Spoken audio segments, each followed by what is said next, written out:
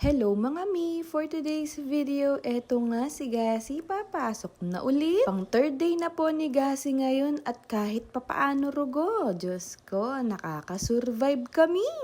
Charis! Kapag ka wala pang masyadong mga estudyante at maaga pa kami, eto nga siya ang hinahayaan kong mag-isa magtanggal ng kanyang mga sapatos. At sabi ko nga sa kanya, ilagay niya dun sa shoe rack. At dito naman, nung nakapasok na kami, hiningi na nga ni teacher yung red notebook para nga idikit na o ilagay na yung mga dapat na gawin nilang activity. At dahil nga maaga pa dyan, pinapunta ko muna si Gasi dito sa kanilang birthday corner. Nakita nga niya yung mukha niya dyan. Diyos ko, tuwang-tuwa siya nung nakita niya yung picture niya. Maya-maya lang din, bumalik na kami at lumabas na ako dahil nga magsisimula na sila na mag-pray. Pagkatapos nga nilang mag-pray, inumpisahan naman ni teacher na buksan yung kanilang lupang hinirang para nga makapag-start na rin. At pagkatapos din nilang maglupang hinirang dyan, sinimulan na ni teacher ang pag-discuss sa kanilang gagawin. Vertical lines po ang dinidiscuss ni teacher dito. At habang nagdidiscuss si teacher dito, isa-isa niyang tinatawag yung kanyang mga estudyante para gumawa ng straight line o vertical line dun sa kanyang blackboard. At eto nga, si Gasi na yung kasunod ng kanyang kaklase na gagawa ng vertical or straight line. Na very good nga siya dyan dahil madali lang niya nagawa yung ginagawa dun sa blackboard. Maya-maya naman, after niya matawag lahat ng mga estudyante, nagpakuha ng pencil si teacher dahil nga gagawin na niya or gagawin na nila yung kanilang activity. Tapos, eto na nga si Gasi ang kasunod na bibigyan ng notebook ni teacher.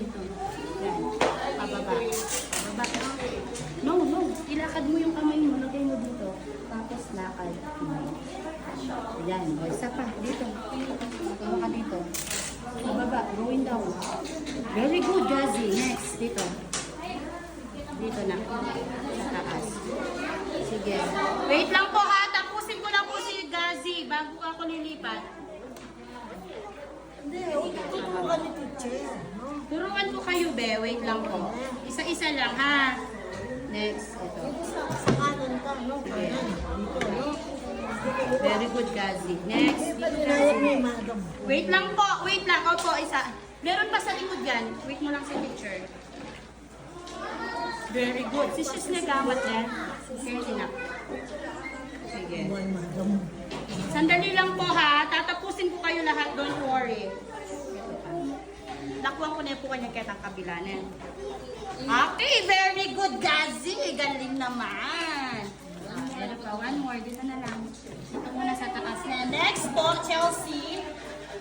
Kung napansin ninyo, nagawa ni Gasi yung unang page ng kanyang activity. Pansinin niyo si Gasi dyan kung bakit siya pumapalakpak dahil after niyang gawin yung isang straight line na papapalakpak siya dahil nga nagagawa niya ng tama. Actually, nung una nga hindi ko rin alam kung bakit tapos napansin ko lang dahil nga lagi niyang ginagawa yun kapag nagagawa niya ng tama. Sa totoo lang, hindi na sana ako papasok dito pero gusto ko syempre makita yung kanyang gagawin. Hindi ko talaga mapigilan yung sarili ko na hindi siya pasukin dito sa loob. Tapos dito naman, nag-iba ako ng pwesto para nga hindi niya ako makita dun sa una kong pwesto. Pero nandito pa rin ako sa loob. Sa part na yan, halos patapos na siya at isa na lang tapos na siya. Alam ko, nanay ako ni Gasi pero natutuwa ako sa kanyang ginagawa or sa outcome ng kanyang ginagawa. Dahil nagbubunga naman to ng maganda. Maya-maya, sabi ko sa kanya, dahil tapos na siya, pumila na siya dun sa harap ni teacher para nga ma-check na ni teacher. Eto nga, nung siya na ang nandito sa harap ni teacher, nasabi ulit ni teacher na matigas na daw yung kanyang mga daliri sa pagsulat. At pagkatapos nga ang gawin ng kanilang first activity, sabi ni teacher, pwede nang kumain ng mga tapos na. Pagkatapos nga niyang kumain dyan, nagpatugtog ulit si teacher dun sa kanilang TV habang nagche-check pa siya ng iba. At eto namang anak ko, walang tigil sa kakatalon at kakasayaw. Masyado siyang na-overwhelm. overwhelmed. At pagkatapos nga nun, Diyos ko, eto nga't nauhaw yata dahil sa kanyang pagsasayaw na walang tigil. Maya-maya lumabas na ako dahil nagdi-discuss ulit si teacher. Nandoon pa rin naman sila sa vertical lines. Syempre no, kailangan talaga na paulit-ulit yan sasabihin sa isang bata para nga maintindihan nila. Yung anak ko, hindi ko alam kung bakit siya sumasayaw dyan. Hindi naman nagpapatugtog si teacher.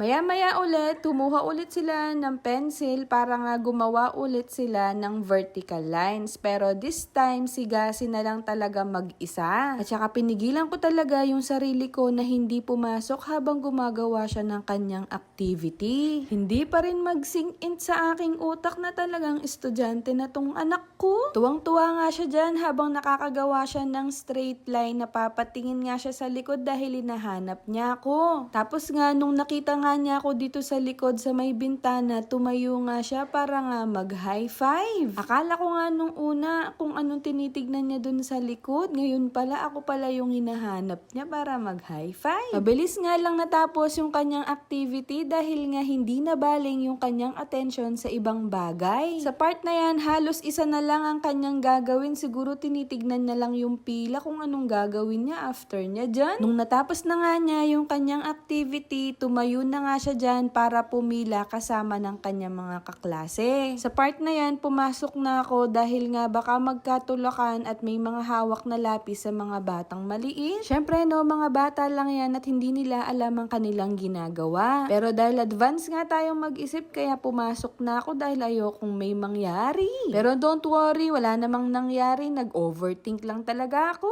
Charis! Noon sinacheck na ni teacher yung notebook ni Gasi, natuwa nga siya. Dahil nga nagawa niya ng maayos yung kanyang activity na walang tumutulong sa kanya.